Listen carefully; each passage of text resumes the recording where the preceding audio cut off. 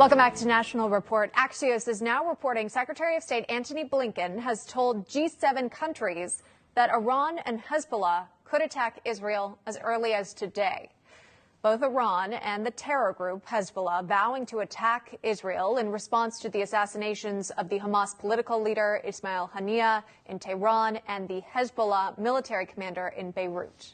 We do have reporters in Israel we continue to check in with, but the Times of Israel is reporting Israel could consider launching a preemptive strike to deter Iran, but that's only if Israel finds concrete evidence Iran is planning to indeed attack. Let's bring in our guest now, Amir Fkhravar.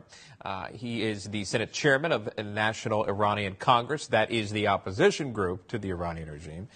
And Gabriel Nerona is a former State Department special advisor on Iran. Thank you both for being on. Gabriel, can I start with you? What do you anticipate? We're kind of getting a slow drip of information. We know that POTUS is going to the Situation Room at 2:15 this afternoon. We know the Secretary of State says that the attack by Iran on Israel could be imminent and on a much larger scale than what we've seen with the 300 missile attacks some months ago, I believe back in July. But you do know that there's this major deterrence of U.S. warships and carriers there in nearby waters of Iran. Your thoughts on what you believe will happen? Well, thanks for having me. You know, the Iranian regime is in a real pickle here. Their attack in April had only about a 1% success rate of missiles actually getting to land in Israel, and they only injured and killed one young girl. If they try to do another one of these massive assaults and Israel intercepts all their missiles and drones, Iran is going to look very toothless here, and really it'll be a sign that Israel has complete impunity to act however it wants inside the country. So I suspect we're actually going to see a bit of a smaller attack this time around, just so that Iran can try to save some face here. It's put itself in a strategic bind where they have announced any attack inside Iran will be met with an attack from Iranian territory into Israel. So now they're trying to calibrate this.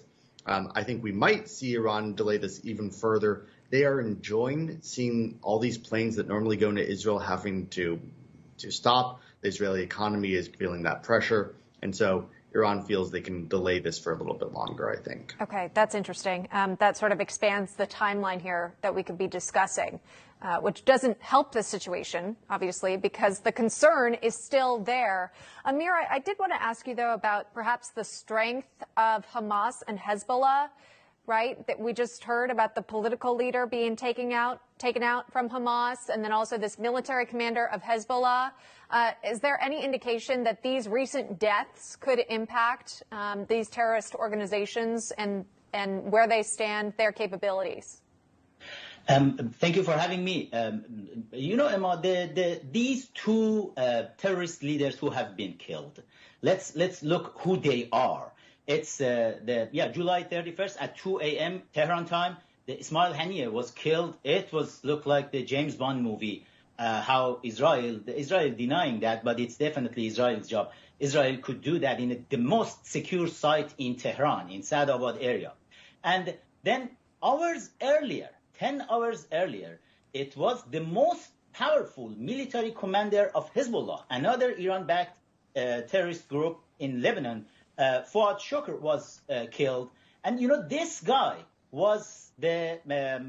had a key role with Imad Mughnieh to kill 241 U.S. Marine in 1983 in Lebanon. And U.S. have been looking to find this guy, and was a bounty for him for $5 million from U.S. government. And you know what? When Israel took care of it and killed these two very dangerous terrorist leaders, it should be a phone call from Joe Biden and Kamala Harris administration to Benjamin Netanyahu and say, oh, wow, thank you. After 41 years, somebody took care of it. But instead, on Thursday, a day after killing of these two, Joe Biden called Benjamin Netanyahu, yelling at him and saying, why you did that? Because we had our conversation when you were in Oval Office this week. I told you don't do anything stupid. And, you know, this means and then this Saturday, it's another news. The Kuwaiti newspaper Al Jarida just released an information from a source from inside Iranian National Security Council that I gotta jump in. I apologize to cut you off, Amir. Just in essence of time here, we're up against a break. But Amir and Fkhravar weighing in on that, and Gabriel Nerona. Thank you both again for your expertise on this. We'll continue to watch and monitor the situation in the Middle East. It's still a developing story. More on National Report when we come back.